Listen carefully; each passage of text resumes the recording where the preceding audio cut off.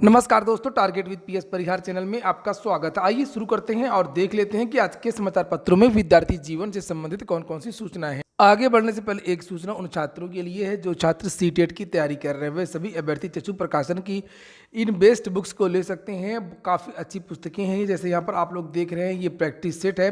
Practice set में 2000 से ज़्यादा महत्वपूर्ण प्रश्न दिए हुए हैं और उनकी पूरी की पूरी विस्तृत व्याख्या दी गई है। प्रैक्टिस सेट में ही आपको 7 सॉल्व पेपर भी देखने को मिल जाएंगे। यहाँ पर देख सकते हैं आप लोग, और इसमें 10 प्रैक्टिस सेट हैं। यहाँ पर इसी तरीके से संपूर्ण गाइड भी है, जिसे आप लोग यहाँ पर देख सकते हैं। 3000 से ज़्यादा इसमें चैप्टर वाइज महत्वपूर्ण प्रश्न दिए हुए हैं और 4 सॉल्व पेपर भी हैं।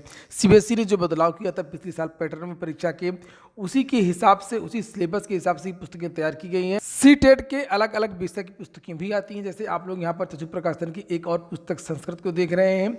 इसमें 2800 से ज़्यादा बहुविकल्पी प्रश्न दिए हुए हैं और उनकी पूरी की पूरी व्याख्या दी गई है।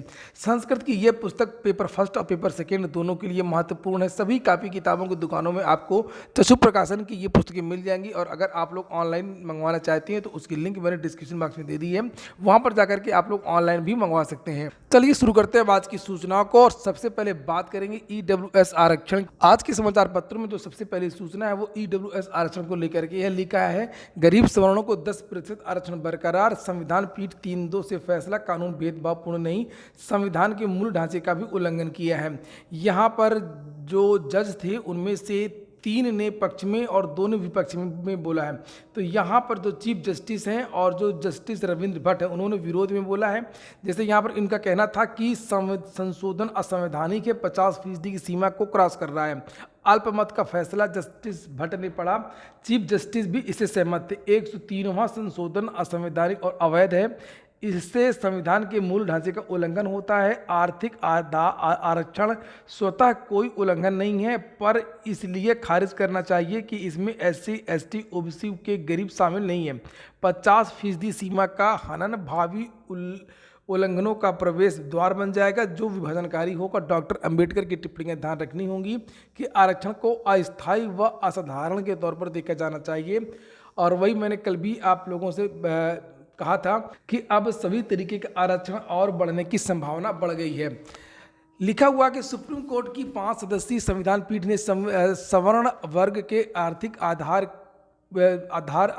रूप से कमजोर लोगों को शिक्षा संस्थानों और सरकारी नौकरियों में 10% आरक्षण देने के केंद्र सरकार के फैसले पर 3-2 की बहुमत से मोहर लगा दी है। और पीठ ने इस कानून को भेदभावपूर्ण मानने से इनकार भी किया है। इस आरक्षण से संविधान के मूल ढांचे का उल्लंघन नहीं होता। वहीं पर आरक्षण पर बदलाव के लिए भी सुप्रीम कोर्ट ने कहा है। जैसे यहाँ पर लिखा कि जस्टिस त्रिवेदी ने कहा कि भारत में जातिवाद के कारण आरक्षण आया था और SC, ST, OBC वर्गों ने ऐतिहासिक अन्याय सहा है। आज़ादी के 75 साल बाद हमें अब पुनर्विचार की जरूरत है। वहीं CJI ललित और जस्टिस रविंद्र S भट्ट ने इसे अवैध ठहराया।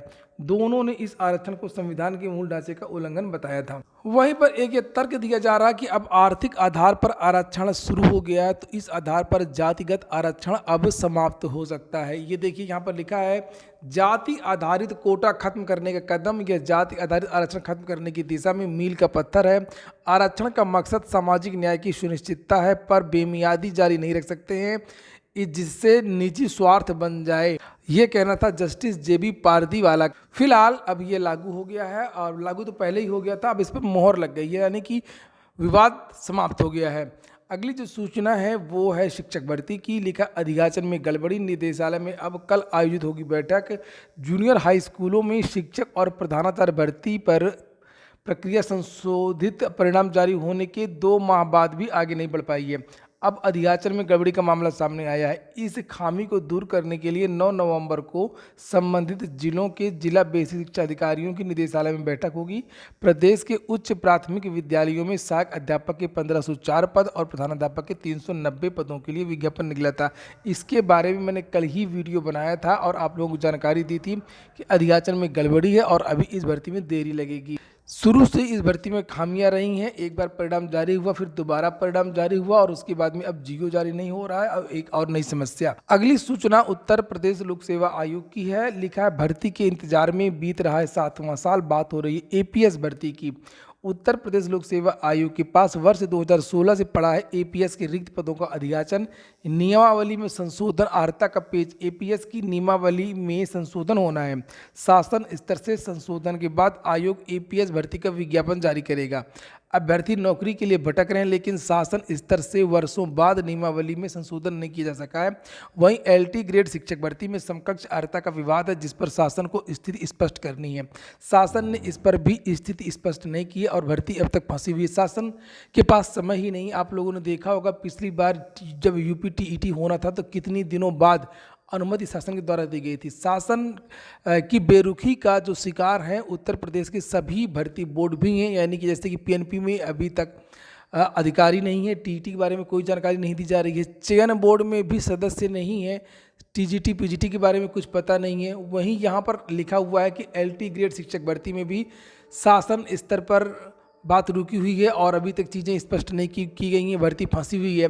तो चाहे उत्तर प्रदेश लोक सेवा आयोग की भर्तियां हों, चाहे वो चयन बोर्ड की भर्तियां हों, चाहे वो पीएनपी की परीक्षाएं हों, सारी की सारी जो भर्तियां हैं, परीक्षाएं, वो उत्तर प्रदेश शासन सरकार की वजह से ही रुकी हुई हैं। और ऐसा नहीं है कि समाचार पत्रों में सूचनाएं नहीं आती हैं, कई बार समाचार पत्रों के माध्यम से जानकारी दी गई है। और ये देखिए लिखा, केवल एपीएस ही नहीं, एलटी ग्रेड प्रवक्ता के पद पर भी हजारों पद खाली होने के बावजूद नई भर्ती का विज्ञापन जारी नहीं किया जा रहा। आयोग को वर्ष 2016 में एपीएस के तकरीबन 250 पदों का अधियाचन मिला था।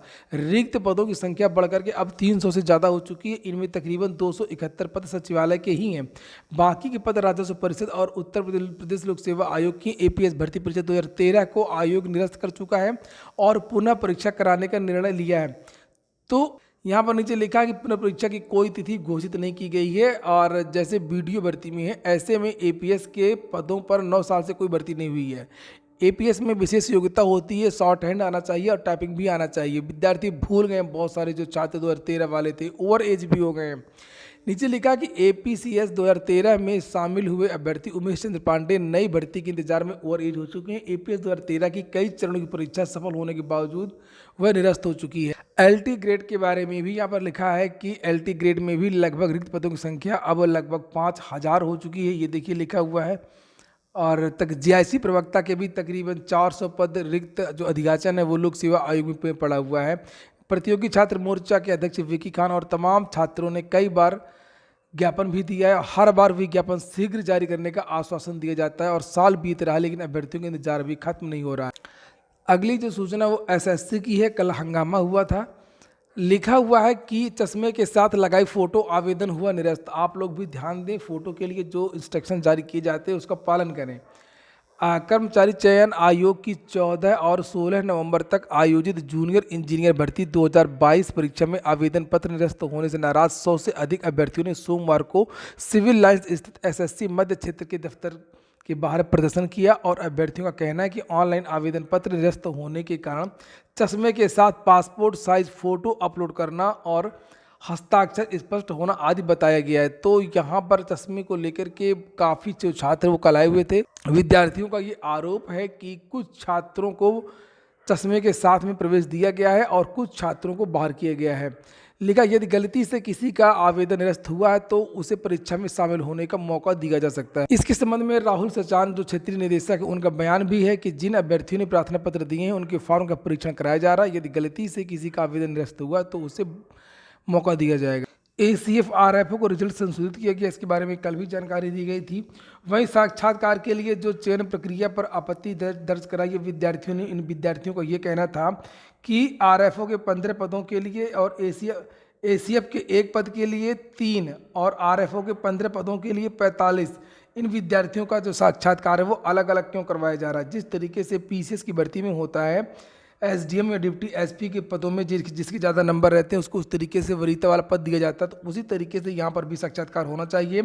दोनों पदों के लिए अलग अलग साक्षात्कार नहीं होना चाहिए। सूर्यकांत पांड्या चुने गए फिक्की के नए अध्यक्ष। विराट कोहली ने पहली बार जीता ICC men's player of the month का अवार्ड। T20 विश्व कप के इतिहास में 2 हैट्रिक लेने वाली पहली टीम बनी आयरलैंड। नई गाइडलाइन में फंस गया है BPSC 68वीं संयुक्त परीक्षा का विज्ञापन। अक्टूबर के महीने में ये विज्ञापन जारी होना था। लगभग 900 पदों के लिए लेकिन अभी इसमें देरी हो रही है। सशस्त्र पुलिस बलों में 5 साल में 2 लाख भर्तियां, पीएम मोदी ने शुरू किया है 18 महीने में भर्ती का अभियान। लिखा है प्रधानमंत्री नरेंद्र मोदी ने 22 अक्टूबर को 18 महीनों में 10 लाख कर्मियों की नियुक्ति को लेकर के एक भर्ती अभियान शुरू किया। 75,000 युवाओं को नियुक्ति पत्र पहले ही सौंपे जा चुके हैं। गृह मंत्रालय के आंकड़ों के मुताबिक 31 जुलाई 2022 तक 5 केंद्रीय सशस्त्र पुलिस बलों में 84,659 रिक्तियां बाकी हैं। सीआरपीएफ में 27,510, बीएसएफ में 23,435 और सीआईएसएफ में 11,765, एसएसबी में 11,143, असम राइफल्स में 6,044 और आईटीबीपी में 4,762 पद भरे जाने हैं। और ये सारी की सारी जो भर्तियां हैं, जितनी भी रिक्त पद हैं, यहाँ पर लिखा हुआ है कि 2023 दिसंबर तक खाली पद भरने का लक्ष्य रखा गया है। गृह मंत्रालय के अनुसार सरकार दिसंबर 2023 तक केंद्रीय सशस्त्र पुलिस बलों में मौजूद रिक्तियों को भरने का फैसला किया है। केंद्रीय सशस्त्र पुलिस बलों की कुल संख्या लगभग 10 लाख। और यहाँ पर ये आंकड़े भी दिए गए हैं कि कौन कौन सी भर्तियाँ की गई हैं, अभी कौन कौन से पद खाली हैं और किन किन विभागों में भर्तियाँ होनी है। एसएससी जीडी का जो विज्ञापन है वो निकल ही चुका है लगभग 24,000 पदों के लिए, जबकि ये कहा गया था कि इसमें 86,000 या 84,000 पद रिक्त हैं। लेकिन लोकसभा चुनावों के पहले पहले 2023 दिसंबर जो लास्ट की जो बात कही गई है, आपको यहाँ तक भर्तियों में तेजी जो केंद्र सरकार की भर्ती है उसमें देखने को मिलेगी। तो ठीक है दोस्तों, ये हो गया आज का वीडियो अगर आपको अच्छा लगा हो, कि काम का हो तो लाइक अवश्य कर दिया करें। जिन छात्रों ने चैनल को सब्सक्राइब न किया सब्सक्राइब कर लें। पूरा वीडियो सुनने के लिए बहुत बहुत धन्यवाद।